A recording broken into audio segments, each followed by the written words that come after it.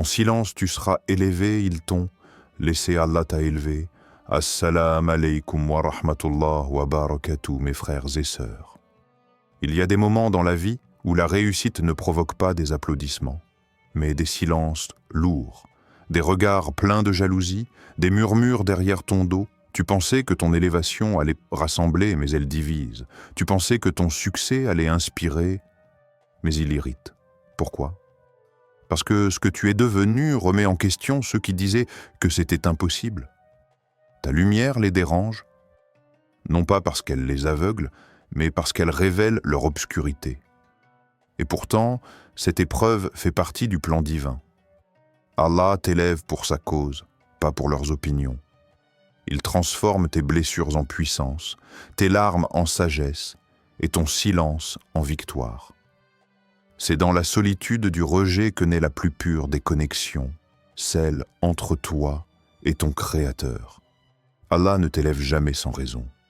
Et ceux qui te combattent aujourd'hui seront témoins demain de ce que ton Seigneur a fait de toi. Comme le révèle ce verset puissant dans le Coran, ils veulent éteindre la lumière d'Allah avec leur bouche, mais Allah parachèvera sa lumière, même si les mécréants détestent cela. Sourate As-Saf 61, 8. Alors marche avec confiance, même lorsque les voix se lèvent contre toi. Car Allah ne permet jamais que tu sois brisé, sans raison. Il te prépare, il te façonne, pour une élévation que personne ne pourra nier. Section 1. Quand ta lumière dérange ceux que tu aimes, tu pensais qu'en réussissant, tu allais guérir ceux qui étaient brisés autour de toi. Qu'en t'élevant, tu allais tirer ceux que tu aimes vers le haut. Mais ce que personne ne t'avait dit, c'est que parfois, c'est ta lumière qui les fait fuir. Tu ne les as pas trahis, tu as juste évolué. Mais pour certains, ton évolution est une menace silencieuse. Ton calme les met face à leur agitation. Ton succès les renvoie à leurs échecs. Ta foi brûlante dévoile la tiédeur de la leur. Tu n'as rien fait de mal. Tu as juste accepté de marcher là où eux ont préféré s'arrêter. Et voilà que les visages changent, les messages s'espacent, les silences deviennent pesants. Ceux qui t'applaudissaient se taisent. Ceux qui riaient avec toi détournent les yeux. Tu cherches l'erreur, mais il n'y en a pas. Il y a juste un principe spirituel à l'œuvre. Ton Seigneur crée ce qu'il veut et choisit. Il n'appartient pas aux gens de choisir. Sourate Al-Qasas 28-68. Allah a choisi de t'élever. Et sa décision dérange ceux qui n'ont pas encore compris que le succès des autres n'est pas leur défaite. Tu voulais grandir sans blesser, tu voulais évoluer sans te séparer, mais Allah, dans sa sagesse, sépare avant d'unir, il retire avant de donner, il nettoie le chemin avant de te pousser en avant. Et parfois, cela signifie marcher sans ce qu'on croyait éternel. Tu ne dois pas t'en vouloir. Tu dois comprendre. Comprendre que l'élévation est un tri, un test, une purification. Ceux qui quittent ta vie ne sont pas toujours des ennemis, mais simplement des passagers qui ne vont pas jusqu'à ta destination finale. Allah ne permet pas à tout le monde de s'asseoir avec toi dans la salle de ta prochaine bénédiction. Et c'est là, dans le vide qu'il laisse, que tu entends la voix d'Allah plus clairement. Il te dit « Avance. Ne regrette pas, tu n'as pas perdu des gens. Tu as gagné de la clarté. » Section 2. L'isolement n'est pas un vide, c'est un rendez-vous. Tu te demandes peut-être pourquoi tout s'éloigne, pourquoi les conversations sonnent faux, pourquoi les gens te fatiguent, pourquoi même ton propre reflet te pose des questions. Tu ressens le vide, mais en réalité, tu entres dans le plein. Tu crois être seul, mais c'est Allah qui t'approche de lui. Ce silence qui t'enveloppe, ce n'est pas un abandon, c'est une convocation.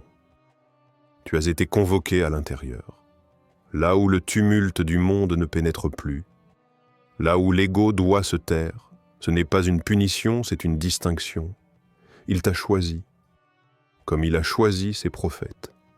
Avant de les envoyer vers les hommes, il les appelle vers lui. Avant la mission, la mise à l'écart. Avant la parole, le silence. Avant l'impact, l'effacement. Le prophète Muhammad ne s'est pas réveillé prophète un matin au hasard. Il a d'abord été préparé, isolé, retiré dans la grotte de Hira, non pas pour fuir, mais pour entendre, non pas pour se cacher, mais pour recevoir. Et c'est dans cette grotte, au sommet de la solitude, que la parole d'Allah est descendue, lisse, au nom de ton Seigneur qui a créé. Sourate Al-Alaq 96.1. Le premier verset du Coran n'a pas été révélé dans une salle de conférence, ni sur un trône, ni dans une fête, mais dans une grotte à un homme seul. Toi aussi, peut-être, tu es dans ta grotte. Peut-être que ta vie ressemble à un retrait, une distance que tu n'as pas choisie, mais que tu ressens profondément. Ce n'est pas une erreur, c'est une étape. Allah veut t'apprendre à te suffire de lui, à désapprendre les dépendances, à aimer sans attendre un retour, à donner sans chercher à être vu, à te tenir debout sans les béquilles du monde. Ce n'est pas le vide qui te parle, c'est Allah qui te façonne, en silence. Alors ne méprise pas ta solitude, elle est sacrée. Section 3. La lumière qui blesse les yeux non préparés. Il y a des silences plus lourds que 1000 paroles, des regards fuyants qui en disent long, des absences soudaines que rien n'explique, et tu te demandes « Qu'ai-je fait ?» La vérité, c'est que tu n'as rien fait. Tu as seulement commencé à briller. Et ce simple éclat suffit parfois à troubler ceux qui vivent dans l'ombre depuis trop longtemps. Ce n'est pas ton succès qui gêne, c'est ce qu'il révèle. Ce n'est pas ta prière qui les irrite, mais ce qu'elle reflète en eux, leur abandon, leur paresse, leur oubli. Ta lumière ne juge pas, mais elle expose. Et cette exposition dérange. Elle oblige l'âme à se regarder en face. Tu n'as pas voulu être un miroir, mais Allah t'a façonné comme tel. Et ceux qui ne veulent pas se voir te fuient ou te combattent. C'est un réflexe humain, presque inconscient. On rejette ce qui dérange notre confort intérieur, même si ce dérangement est une vérité nécessaire. Mais ton rôle n'est pas de t'effacer. Tu n'es pas responsable du regard qu'il pose sur toi, mais de la lumière qu'Allah a mise en toi. Ainsi, nous lisons dans le Coran, « Est-ce que celui qui était mort et que nous avons ramené à la vie, et à qui nous avons donné une lumière avec laquelle il marche parmi les gens, est comparable à celui qui est dans les ténèbres sans pouvoir en sortir ?»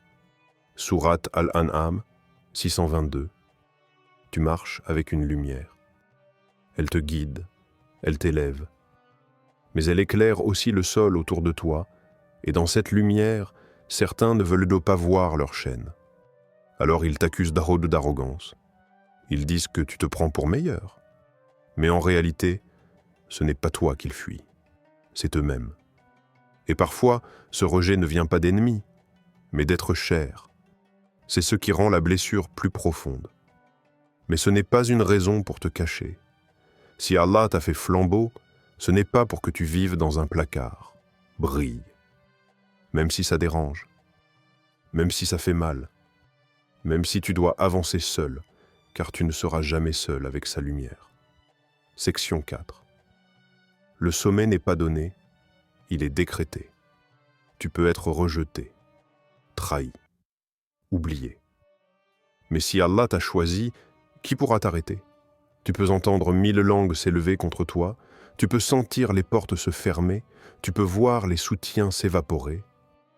Mais si Allah a écrit ton ascension, alors même les vents contraires te pousseront vers le sommet. Youssouf alayhi salam n'a pas été élevé malgré la trahison de ses frères. Il a été élevé à cause de cette trahison. Ce puits, c'était le début de son ascension. Cette douleur, le passage obligé vers son trône. Et le prophète Muhammad, quand Allah veut t'élever, il le fera, avec ou sans leur validation, avec ou sans leur aide, avec ou sans leur présence. Et ce jour-là, tu comprendras que toutes les blessures, tous les silences, tous les départs étaient des coups de burin pour sculpter ton âme, des épreuves pour creuser en toi la capacité d'accueillir sa lumière. Car Allah n'élève jamais sans purifier, et il ne purifie jamais sans aimer. Section 5. Ne retiens pas ce qu'Allah a retiré. Parfois, ce n'est pas ce que tu perds qui te blesse. C'est ce à quoi tu t'accroches alors qu'Allah te dit « laisse partir ». Tu vois, le vrai test de l'élévation, ce n'est pas de gravir la montagne, c'est d'accepter que certains ne monteront pas avec toi. Tu t'accroches, Moussa, à des visages, à des voix, à des souvenirs. Tu te dis « mais on a commencé ensemble. Il était toujours là pour moi. Elle m'avait promis. Mais voilà la vérité. Certains chapitres de ta vie exigent un silence nouveau. Et Allah, dans sa sagesse, ferme certaines portes non pour te punir, mais pour te protéger de ce qui ne peut plus exister à ton prochain niveau. Tu peux essayer de forcer la porte. Tu peux supplier, pleurer, résister. Mais tu verras, chaque personne qu'Allah a retirée, c'est un poids qu'il t'a soulagé. Pas parce qu'ils étaient mauvais, mais parce que leur présence dans ta nouvelle saison aurait été un poison doux, quelque chose d'agréable, mais pas sain.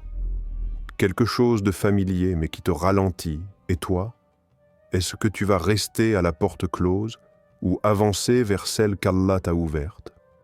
Allah te dit dans le Coran, « Et il se peut que vous détestiez quelque chose alors qu'elle est un bien pour vous, et il se peut que vous aimiez quelque chose alors qu'elle est un mal pour vous. Allah sait, et vous, vous ne savez pas. » Sourate Al-Baqarah 2:216. Alors aujourd'hui, fais ce choix courageux.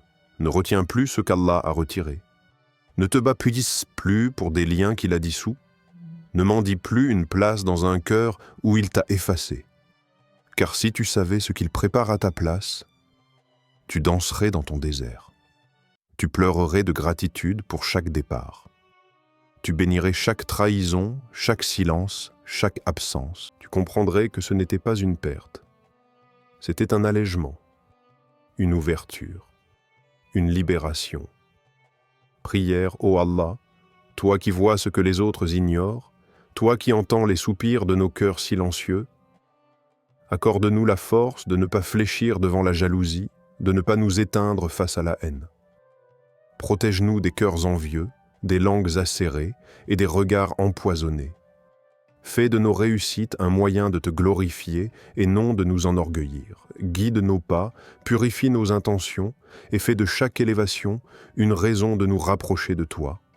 Ya Rab, accorde à tous ceux qui écoutent cette vidéo la patience dans l'épreuve, la sagesse dans le silence et la victoire dans la vérité. Amin, Ya Rab al-Alamin.